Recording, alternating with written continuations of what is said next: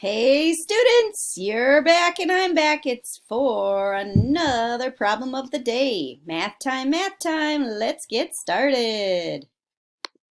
All right, so we have our math norms. We're going to read this through. Remember, when we say it and we do it every day, then we believe it and we live it. So that's why we're going to say our math norms. Here we go. Listen to classmates and teachers. We appreciate mistakes because that's learning. We can learn from each other because we all do math at high levels. Math is about creativity and solving problems. Speed is not a math value. It's like, put the brakes on, people.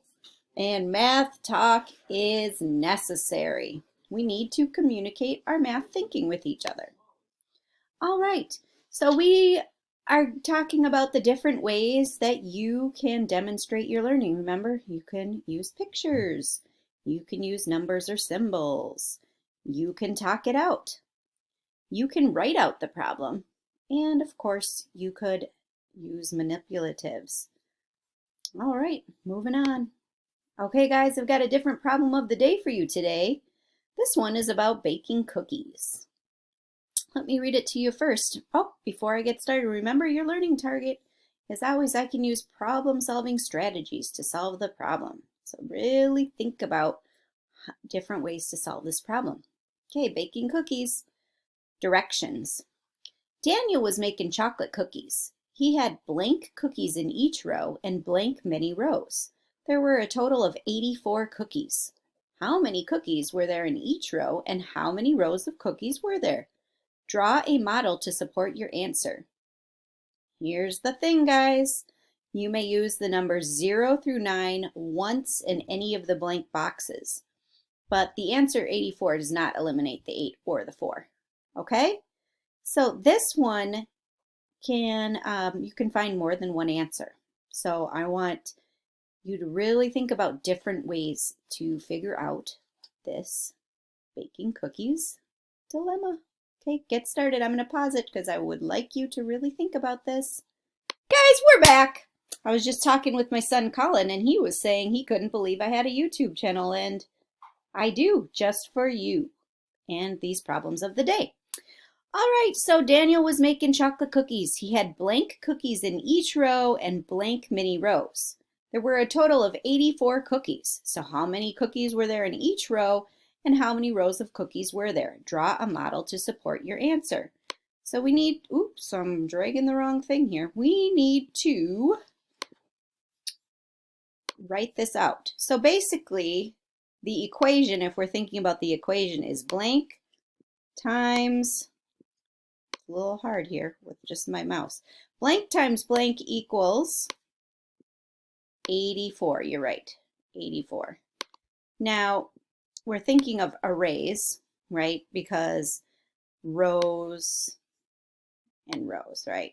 Cookies in each row and how many rows. So blank times blank equals 84. So as I was sitting here, I was thinking I could do something, pretty standard and just do one row. And then how many cookies would be in each row? Well, that would be 84, right? Sure. Sorry, it's really taking me a while to write this out on my little computer here. So I could do 1 times 84, or I could do 2 rows, and then it would be times blank equals, whoop, equal sign there, whoop, equals 84.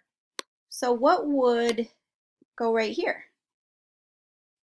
Can't even stump you today. Oh my goodness, you guys rock. Ooh, that was a crazy 42, right? So 2 times 42. And you could really do many, many different ideas. Okay, so your answer or your thinking might not match what I have here. Maybe you have 4 rows, and how many would go in each row? You're right, 21. So there's lots of different answers to this, and that's what I like about it, because you can think however you like to. The only stipulation, oh, I just saw it. My stipulation makes this a violation. Do you see that? It says I can only use numbers 0 through 9 once, and I have a 2 and a 2 here. Sorry, that was a violation of that one. Whoopsies. So let's see if 4 times 21. Oh man, it was hard to make that 2. 21 works. Oh, ooh. Sorry, still getting used to this. It's a bit of a learning curve for me. Okay, because remember the 8 and the 4 for 84 didn't count on this because it says it right there. But 4 times 21, that would work. So, whew, I was a little nervous there. So, but this one, whoopsies, I guess I was just checking. I was just checking on you there. But yeah, 2 times 42 would not work because of this ever important stipulation I have right here. But of course, it is good for us to think in lots of different ways, because if we all thought the same way, then the world would be a boring place. So it's really good for us to all think differently. All right, here was problem of the day, day 2. I hope you enjoyed it. You know, again, I'm a human being, so I do make mistakes. And again, when we make mistakes, that's called learning. So I hope I helped you learn, and I know you helped me learn. Have a great day. Bye.